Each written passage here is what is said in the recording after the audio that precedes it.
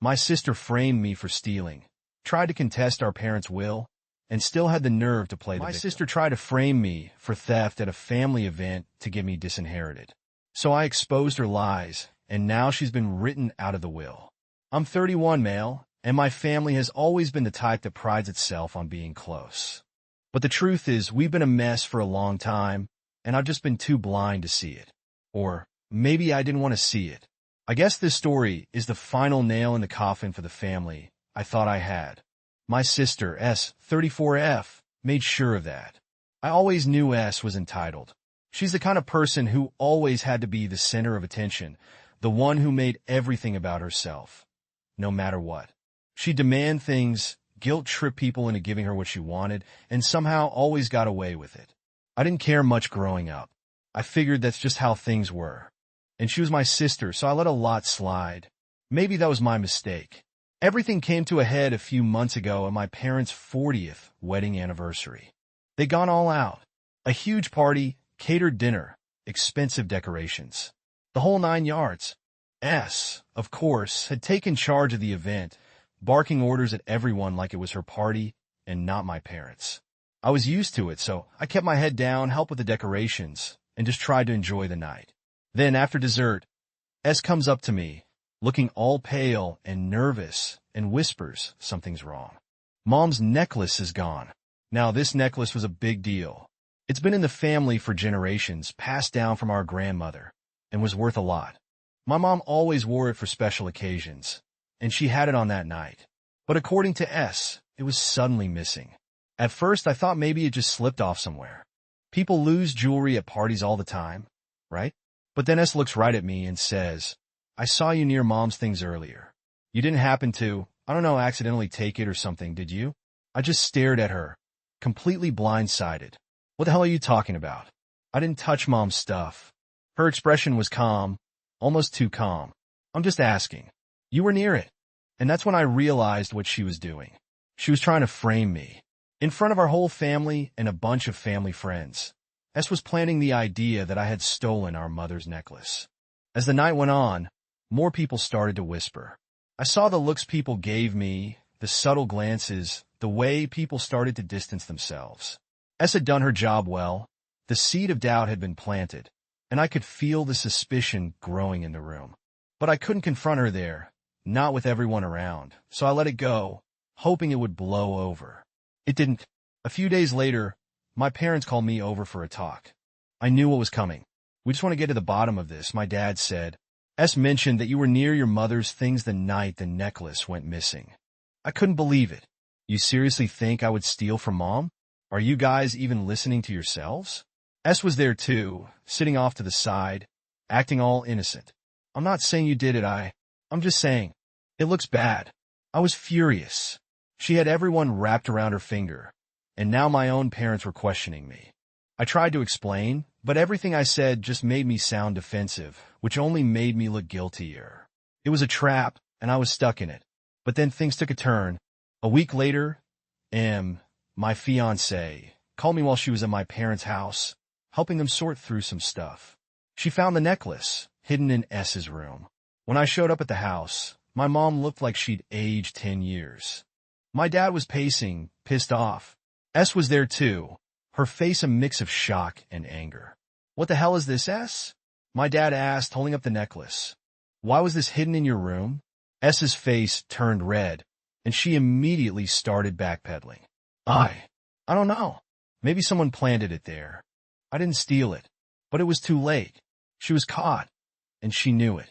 The look on her face when she realized her plan had fallen apart was something I'll never forget. I thought that would be the end of it. I thought, finally, everyone would see her for what she was, and we could all move on. But that's not how S operates. A few days after we found the necklace, S started pulling her usual tricks. She sent my mom this long, tear-soaked letter about how she had been going through a tough time, how she had never felt good enough growing up, and how she didn't know why she had acted out. She hinted that maybe she had some undiagnosed mental health issues, trying to spin the whole thing as some sort of breakdown. I could see my mom wavering. Maybe we should give her another chance, she said, her voice soft. She's still our daughter. I couldn't believe what I was hearing. Mom, she framed me. She didn't have a breakdown. She was trying to get me kicked out of the family. But the guilt was already settling in. My parents didn't reply to the letter, but the doubt was still there.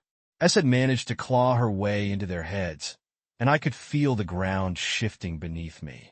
Then came the next trick. S showed up at my parents' house one night, unannounced, with bags of groceries, offering to cook dinner. My parents, against their better judgment, let her in. She cooked, they ate, and things seemed almost normal for a while. But during dessert, S casually brought up the will. "Are you guys really serious about writing me out of it?" she asked, as if it was just some light dinner conversation. My dad, already exhausted from everything, just stared at her. "You tried to pin a theft on your brother, S. What did you expect?" And then S broke down. She started sobbing at the table, saying they were abandoning her, saying that I had turned them against her. She said they didn't care about her, that they were letting me brainwash them, and that if they really loved her, they'd put her back in the will. It was a full-on guilt trip, complete with crocodile tears. My mom started to crack. I could see it in her eyes. She hated conflict, and S knew exactly how to play her. But my dad wasn't having it. "We trusted you, S. You lied. You tried to frame your own brother. And now you expect us to just pretend none of that happened? You crossed the line." S stormed out, but she wasn't done. A few days later, I found out she had gone to my parents' lawyer, trying to argue that they were mentally unfit to make decisions about the will. She claimed I had manipulated them into cutting her out, and she even hinted that she might contest the will in court. It was insane. The lawyer shut her down immediately, of course. He knew what was going on, and told her she had no case. But the fact that she was even trying to claim that her own parents were mentally unstable to get back in their will, was another level of low. She tried everything. When the legal route didn't work, she went public. She started posting vague, emotional rants on Facebook about how her family had abandoned her, how she had been cut off and left alone to fend for herself. She didn't mention the necklace or what she'd done, of course. No, she just painted herself as the victim, hoping to gain sympathy from extended family members and friends. It worked for a little while. A few relatives reached out to my parents, asking if there had been some kind of misunderstanding. But once the full story came out, even they stopped reaching out to S. People were starting to see her for what she was, a manipulative, entitled person who only cared about the money. But the last trick she pulled was the worst one. My mom had to go to the hospital for a routine checkup. Nothing serious, but S took the opportunity to strike again. She showed up at the hospital, crying, clutching my mom's hand, saying how scared she was of losing her. "I can't lose you, Mom," she sobbed. "Please just put me back in the will. I promise I'll change. I don't want us to end on bad terms." She was trying to guilt my mom into forgiving her on her deathbed. The manipulation was so disgusting that when my mom told me about it, I had to sit down to process it. "She's not sorry, Mom," I told her. "She's just trying to get back in your pocket." My mom sighed, looking exhausted, but finally I think she understood. "I know," she said quietly. "I know. That was it. My parents were done. After the hospital stunt, they cut off all contact with S. They told the lawyer to threaten legal action if she tried to contest the will or harass them again. She stopped trying after that. I haven't heard from her since.